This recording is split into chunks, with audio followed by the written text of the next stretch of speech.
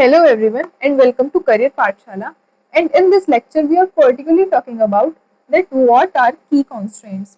तो key constraints को start करने से पहले हमें पता होना चाहिए कि constraints क्या होते हैं और the constraints को हम इससे पहले वाले lecture में complete कर चुके हैं. अगर आपको constraints के बारे में अभी तक नहीं पता है तो please जाके पहले constraints के बारे में जान लीजिए and then you have to start with this lecture. तो key constraints को start करने से पहले हम एक बेसिक आइडिया बना लेते हैं कि की कॉन्स्टेंट्स जो होते हैं वो क्या काम करते हैं. तो की कॉन्स्टेंट्स जो होते हैं वो हमारी कीज के ऊपर काम करते हैं. अब कीज क्या होती हैं? कीज बेसिकली जो टेबल में डेटा स्टोर होता है वो कुछ कुछ पर्टिकुलर कॉलम्स में स्टोर होता है. अब जो कीज होती हैं वो कुछ कुछ स्पेशल काइंड के कॉलम्स ही होते हैं जिनको हम कीज कहते हैं डेटाबेस की भाषा में. अब हम इस लेक्चर में दो कीज के बारे में पढ़ेंगे. सबसे पहला हमारा प्राइमरी की and second one is foreign की. तो प्राइमरी की और फॉरेन की कुछ कुछ नाम से समझ आ रहा है कि प्राइमरी की जो होगी वो कुछ शुरुआत में आ रही होगी और फॉरेन की जो होगी वो कुछ फॉरेन से रिलेटेड तो काम नहीं है.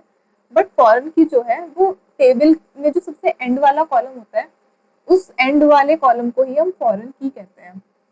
अब बात करें अपनी प्राइमरी की तो जो ये प्राइमरी की और सेकेंड प्राइमरी की और फॉरेन की है ये यूनिकली आइडेंटिफाई होते हैं. मतलब ये स्पेशल काइंड के जो कॉलम्स हैं मतलब दो ही स्पेशल काइंड के कॉलम्स बना सकते हैं हम. एक तो प्राइमरी की एंड दूसरा फॉरेन की. तो ये जो दो स्पेशल काइंड के कॉलम्स हैं इनको हम यूनिकली आइडेंटिफाई कर सकते हैं और ये कभी भी खाली नहीं होते. और एक स्पेशल बात इनके बारे में कि सिर्फ हम पूरे एक टेबल में कंप्लीट टेबल में हम इन दोनों कीज को सिर्फ एक ही बार डिफाइन कर सकते हैं. दोबारा रीडिफाइन किसी और कॉलम के लिए इन कीज को नहीं कर सकते. तो प्राइमरी की में यही बात ही हुई है मेक्स अ कॉलम यूनिक. मतलब किसी कॉलम को यूनिक बना देती है. अब कोई कॉलम यूनिक है मतलब उसका एक ऑरा है कि भाई हाँ ये एक कॉलम है और ये यूनिकली आइडेंटिफाई है. तो जब वो यूनिकली आइडेंटिफाई है उसको यूनिकली आइडेंटिफाई किया गया है तो उसके अंदर कुछ ना कुछ डेटा जरूर होगा. ऐसा कभी नहीं होगा कि कोई प्राइमरी की है और उसके अंदर कोई डेटा नहीं है. तो वो कभी भी नॉट नल नहीं होगा और ये सिर्फ एक ही बार डिफाइन किया जा सकता है. दोबारा दोबारा इसको रीडिफाइन किसी और कॉलम के लिए किसी और कॉलम के लिए एक पर्टिकुलर टेबल में हम नहीं कर सकते. अब प्राइमरी की को डिफाइन करने के दो तरीके होते हैं. तो उसको जानने के लिए हम चलते हैं अपने माइस्क्यूएल की वर्कबेंच के ऊपर. तो माइस्क्यूएल की वर्कबेंच के ऊपर हम आ गए हैं और जो इसमें माइस्क्यूएल की वर्कबेंच के ऊपर आने के बाद हमें क्या करना है. सबसे पहले अपने टेबल को क्रिएट करने के लिए सबसे पहले हमें डेटाबेस क्रिएट करना पड़ेगा. तो हमने स्कूल नाम का डेटाबेस क्रिएट कर लिया है. फिर उसको यूज भी कर लिया है क्योंकि हमें टेबल क्रिएट करना है स्कूल नाम के डेटाबेस में. एंड देन हमने एक टेबल क्रिएट कर लिया है टीचर नाम का जो कि कम्प्लीटली एग्जीक्यूट हो चुका है. और हमने प्राइमरी की को डिफाइन कर दिया है पहले से ही. अब इसको मैं अगर यहाँ से हटा दूं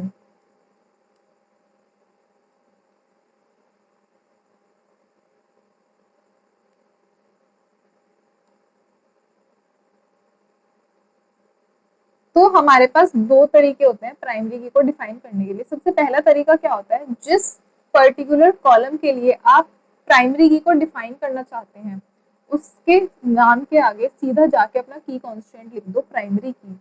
जैसे मान लो इस टेबल में मैं आईडी नाम के कॉलम को मतलब ये हमने तीन कॉलम इसमें डिफाइन किए गए हैं. यहाँ देख सकते हैं स्कीमा में स्कूल के अंदर टेबल के अंदर टीचर टेबल के अंदर कॉलम्स में हमने तीन कॉलम्स डिफाइन किए हैं. सबसे पहला ID, second one is name and third one is subject. मतलब टीचर की कुछ आईडी है उसका कुछ नाम है और वो कुछ कुछ सब्जेक्ट्स पढ़ाते होंगे. तो आईडी जो होगी किसी भी टीचर की वो खाली नहीं होगी. ऑल्सो वो एक प्राइमरी की होगी मतलब यूनिकली आइडेंटिफाई होगी क्योंकि ऐसा हो सकता है कि दो टीचर किसी सेम नेम के हो या दो टीचर कोई सेम सब्जेक्ट पढ़ाते हो बट जो उनकी आईडी होगी वो हम उससे टीचर्स को डिस्ट्रीब्यूट कर सकते हैं कि ये पर्टिकुलर टीचर ये है पर्टिकुलर टीचर ये है. तो इसलिए हम उसको प्राइमरी की फॉरेन प्राइमरी की बनाना चाहते हैं. तो सबसे पहला तरीका जो प्राइमरी की को क्रिएट करने का है प्राइमरी की को डिफाइन करने का है वो यही है कि कॉलम के सामने जाके लिख दो आप प्राइमरी की. और हमने बात की थी दूसरी की फॉरेन की होती है. तो फॉरेन की को इस तरीके से हम डिफाइन नहीं करते हैं. फॉरेन की को डिफाइन करने का तरीका कुछ अलग होता है. तो सबसे पहला तरीका यही है, बट फ्रीक्वेंटली हम इस तरीके को इतना यूज नहीं कर सकते। ऑल्दो ये तरीका एग्जिस्ट करता है, बट हम इसको इतना यूज नहीं करेंगे। जो सबसे एफिशिएंट तरीका है, जो सबसे बढ़िया तरीका है, वो होता है कि हम जाएं और पहले अपनी की कॉन्स्टेंट को, मतलब जितना भी हमने टेबल बनाया है, टेबल के अंदर जितने भी कॉलम्स हमने डिफाइन करे हैं, उन कॉलम्स को डिफाइन करने के बाद कॉमा लगा के लास्ट में, मतलब हमने क्या किया था, अगर यहाँ पे प्राइमरी की डिफाइन किया था तो यहाँ पे कॉमा नहीं दिया था, तो ये हमारा प्रॉपर टेबल क्रिएट हो गया था। बट हमें क्योंकि प्राइमरी की हमने इसमें डिफाइन ही नहीं की टेबल में, तो हमें कॉमा लगाना पड़ेगा, फिर नेक्स्ट लाइन पे जाना पड़ेगा और फिर अपनी प्राइमरी की को डिफाइन करना पड़ेगा। तो प्राइमरी की को डिफाइन करने के लिए, क्योंकि ये हमारा की कॉन्स्टेंट होने वाला है, तो प्राइमरी की और फिर जिस कॉलम को हम प्राइमरी की बनाना चाहते हैं उस कॉलम का नाम ब्रैकेट्स में डाल देंगे, जैसे हम अपने आईडी को ही प्राइमरी की बनाना चाहते हैं। एंड दैट्स इट, हमने अपना प्राइमरी की को डिफाइन करने का दूसरा तरीका भी देख लिया है। अब बात करते हैं कि फॉरेन की क्या होती है। फॉरेन की बेसिकली प्राइमरी की नाम से समझ में आ रहा है कि प्राइमरी की टेबल के जो पहला कॉलम होगा, पूरे टेबल में जो सबसे पहला कॉलम होगा उसको हम प्राइमरी की कहेंगे। लेकिन फॉरेन की फॉरेन में जाके नहीं बनेगी। फॉरेन की टेबल में सबसे जो एंड वाला कॉलम होता है उसको हम फॉरेन की कहते हैं। ऑल्दो ये प्राइमरी की और फॉरेन की आपस में डेटा को कनेक्ट करने के लिए, लिंक करने के लिए भी यूज होती हैं। तो वो कैसे की जाती है, वो एक फॉरेन की के थ्रू की जाती है, उसको हम देखेंगे फॉरेन की जब हम पढ़ेंगे। तो फॉरेन की को पढ़ने के लिए हम चलते हैं अपने पीडीएफ को खोल लेते हैं और यहाँ पे हमने देखा कि प्राइमरी की क्या होता है और फॉरेन की क्या होता है। बेसिकली हमने प्राइमरी की को डिफाइन करने का तरीका भी देख लिया है, दोनों तरीके देख लिए हैं और अब पढ़ने वाले हैं हम फॉरेन की। तो फॉरेन की क्या करती है, prevents action that would destroy links between table. मतलब ये कुछ ऐसे एक्शन परफॉर्म करती है जो टेबल्स के बीच में लिंक को डिस्ट्रॉय नहीं करती, क्रिएट करती है। तो दो तरीके यहाँ पे हमने एग्जाम्पल वगैरह लिए हैं, तो दो एग्जाम्पल है यहाँ पे। बेसिकली हम समझेंगे, हम पहले समझेंगे कि फॉरेन की जो है वो किस तरीके से काम करती है हमारे डेटा को लिंक करने के लिए आपस में। तो यहाँ पे हम देख पा रहे हैं कि हमारे पास दो टेबल हैं जिनके अंदर कुछ कुछ डेटा स्टोर है। अब दो टेबल, पहला जो टेबल है वो डिपार्टमेंट की इंफॉर्मेशन का है, मतलब डिपार्ट इन्फो, और दूसरा जो टेबल है वो एम्प्लॉय इन्फो है। मतलब हम ऐसा समझ सकते हैं कि एक डिपार्टमेंट है, कोई एक ऑर्गेनाइजेशन है, उसमें कई सारे डिपार्टमेंट होंगे। हर पर्टिकुलर डिपार्टमेंट में कुछ कुछ एम्प्लॉयज काम कर रहे होंगे। अब जब वो एम्प्लॉयज पर्टिकुलर डिपार्टमेंट में काम कर रहे हैं, तो जिस डिपार्टमेंट, मान लो कोई आईटी बैकग्राउंड है, कोई कंसल्टेंट का भी है, एक पर्टिकुलर ऑर्गेनाइजेशन में, मतलब एक पर्टिकुलर इंडस्ट्री में, कुछ भी आप मान सकते हो, तो वहाँ पे अलग अलग अलग अलग फील्ड्स होंगे। उन फील्ड्स की कुछ कुछ सेट ऑफ इंफॉर्मेशन होंगी कि आईटी, अगर कोई आईटी का है तो हमें भाई ये क्वालिफिकेशंस चाहिए एक आईटी बैकग्राउंड के लिए। वो पूरे डिपार्टमेंट की इंफॉर्मेशन हो गई। अब उस डिपार्टमेंट में जो एम्प्लॉयज काम कर रहे होंगे, जैसे मान लो मैं ही उस आईटी बैकग्राउंड में, मतलब आईटी डिपार्टमेंट में जाऊं और जाके वहां पे काम करूं, तो मेरी भी कुछ इन्फॉर्मेशन होगी कि मेरी कुछ आईडी बनेगी, मेरी कुछ पहचान होगी, मेरी कुछ कुछ क्वालिफिकेशन होंगी, कुछ कुछ स्किल्स होंगी जो एम्प्लॉय की इन्फो में आ रही होंगी। अब बात करते हैं अपने डिपार्टमेंट इन्फो में, जो सबसे पहला कॉलम है वो प्राइमरी की है। मतलब जो मतलब किसी भी टेबल में जो सबसे पहला कॉलम होगा हम उसको डिफाइन कर देंगे अगर प्राइमरी की है। तो जो नेक्स्ट वाला कॉलम होगा उसमें, जो सेकंड वाला जो कॉलम होगा उसमें जो सबसे लास्ट वाला कॉलम होगा उसको हम डिफाइन करेंगे कि वो रेफरेंस की है, मतलब फॉरेन की है।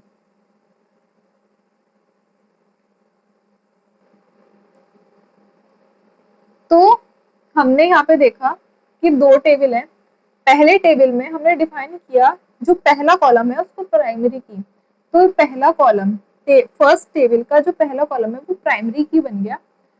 ऑल्सो ये रेफरेंस्ड है, मतलब प्राइमरी टेबल है तो ये रेफरेंस टेबल है, मतलब इस का जो डेटा होगा वो कहीं पे जाके कनेक्ट होगा, तो ये रेफरेंस है, ये रेफर कर रहा है। अब जो दूसरा टेबल होगा, कोई जो एम्प्लॉय इन्फॉर्मेशन नाम का जो दूसरा टेबल है, उसकी जो सबसे लास्ट वाली कॉलम होगी, सबसे लास्ट कॉलम जो है उसको हमने फॉरेन की बना दिया। तो ये जो फॉरेन की है ये हमारी मतलब रेफरेंसिंग की, मतलब जो फॉरेन की है ये प्राइमरी की से जाके कनेक्ट करेगी, तो हमारी जो डेटा है, मतलब जो डेटा है वो आपस में कनेक्ट हो रहा होगा। वो किस तरीके से हो रहा होगा उससे हम अभी समझेंगे। तो हमने बात की प्राइमरी की और फॉरेन की। ऑल्दो ये जो टेबल है जिसमें फॉरेन की क्रिएट हो रही है, सेकेंड वाला जो टेबल है उसको हम रेफरेंसिंग टेबल भी कह सकते हैं, और जो पहला वाला टेबल है जिसमें हमारी प्राइमरी की क्रिएट हो रही है उसको रेफरेंस्ड टेबल कह सकते हैं, क्योंकि वो रेफर कर रहा है किसी दूसरे टेबल के लिए। अब इसको जानने के लिए, इसको और अच्छे से समझने के लिए हम माइस्क्ल वर्कबेंच के ऊपर चलते हैं।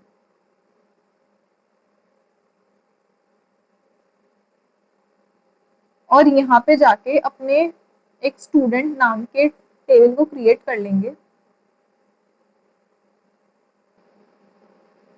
तो हमने अपने स्टूडेंट नाम के टेबल को क्रिएट कर लिया है, और यहाँ पे हम अपनी फॉरेन की को डिफाइन करेंगे कि फॉरेन की किस तरीके से काम करती है। तो फॉरेन की को डिफाइन करने के लिए जो तरीका होता है फॉरेन की को डिफाइन करने का वो यही होता है। और अब हम जाके इसको अगर एग्जीक्यूट करेंगे तो ये कम्प्लीटली एग्जीक्यूट हो चुका है। तो बेसिकली तरीका क्या होता है किसी फॉरेन की को डिफाइन करने का, कि सबसे पहले हमें डिफाइन करना पड़ता है अपना की कॉन्स्ट्रेंट, यानी कि फॉरेन की।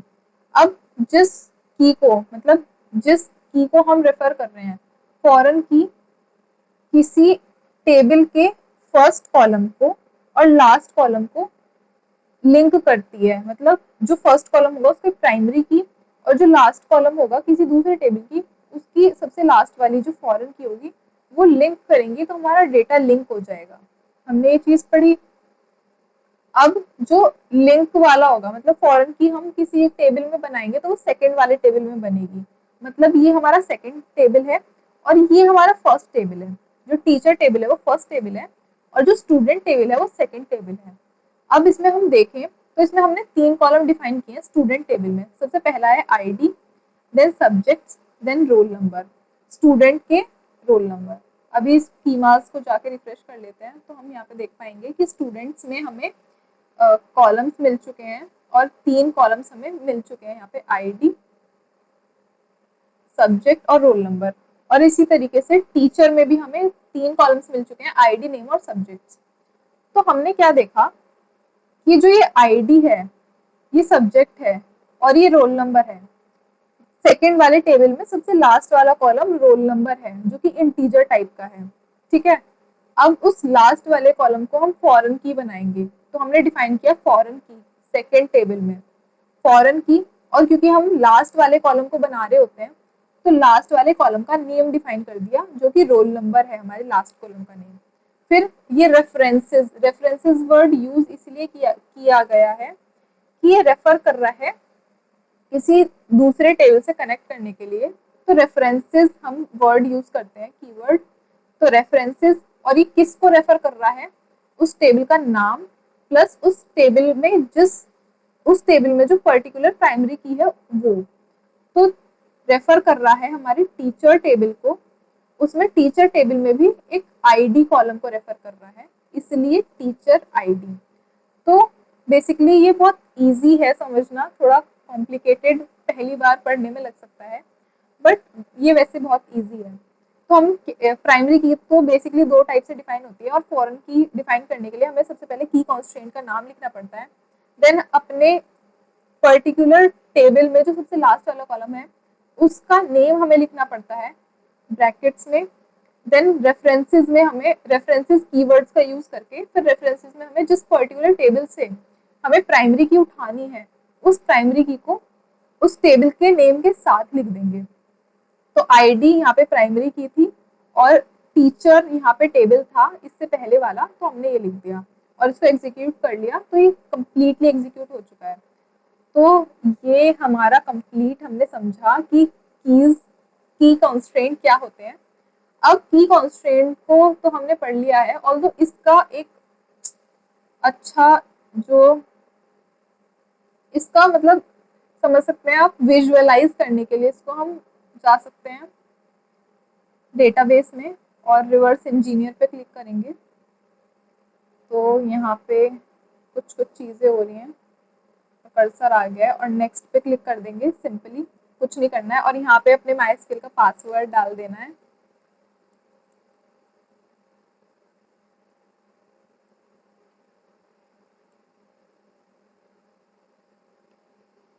And then okay and then next. और यहाँ पे अपने डेटाबेस को सिलेक्ट कर लेना है, क्योंकि हमने जो ये टेबल वगैरह क्रिएट किए हैं, डेटाबेस क्रिएट किया है, स्कूल नाम का डेटाबेस हमने क्रिएट किया था। फिर नेक्स्ट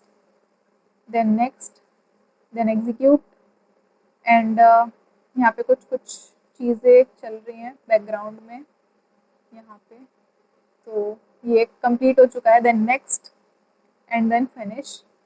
तो हमारे लिए यहाँ पे कुछ विजुअलाइजेशन आ गई है अपने जो हमने टेबल में कीज को डिफाइन किया था उसकी।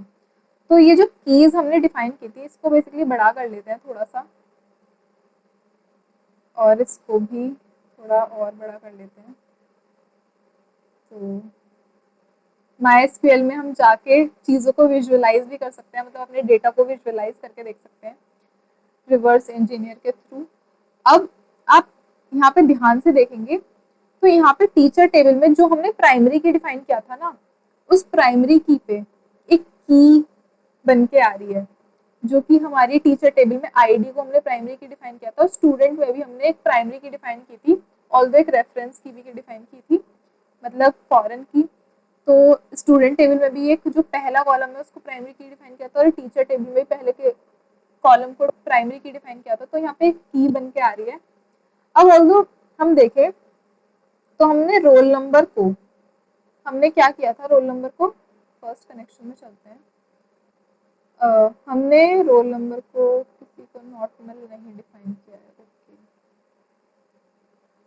तो कोई बात नहीं। तो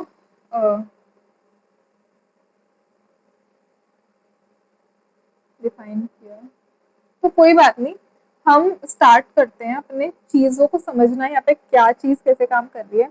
तो हमने देखा कि जो प्राइमरी की होती है और फॉरेन की वो कैसे कनेक्ट करती है। तो जो भी की हमने कनेक्ट किया आपस में प्राइमरी की और फॉरेन की के थ्रू, तो वो किस तरीके से हो रही है यहाँ पे। अगर मैं इस लाइन पे, मतलब इस वाले लिंक वाले लाइन पे, ये लिंक, ये जो लाइन है बेसिकली ये अपने डेटा को लिंक के, मतलब डेटा जो है हमारा वो आपस में लिंक हो चुका है, तो उस लिंक को रिप्रेजेंट कर रही है। और अगर मैं इस पर हवर करती हूँ तो जो हमारी टीचर टेबल में जो पहली कॉलम है आईडी, वो भी ऑरेंज कलर से, और जो स्टूडेंट टेबल में हमने फॉरेन की बनाई थी वो भी ऑरेंज कलर से हाईलाइट होके आ रही है। तो ये चीज़ हमें दिखा रही है कि डेटा आपस में लिंक हो चुका है। और यहाँ पे मैं जो बताना चाह रही हूँ शायद यहाँ पे नहीं है। तो बस आज के लिए इतना ही, और इसको बेसिकली कट कर लेते हैं। और इस तरीके से हम अपने डोंट सेव, और इस तरीके से हम अपने MySQL में अपने टेबल्स को विजुअलाइज करके भी देख सकते हैं प्राइमरी या फॉरेन की के लिए। ऑल्दो आज की वीडियो के लिए इतना ही। अगर आपको इसमें इतना सा भी पार्ट इन्फॉर्मेटिव लगा हो तो please like this video and you have to subscribe the channel. And if you want to feel कि आपको किसी और को भी इतनी नॉलेज देनी चाहिए, थोड़ी सी भी चाहे आपको इसमें इन्फॉर्मेटिव लगी हो, तो please you have to share this video to at to single person. So thank you for today and bye bye.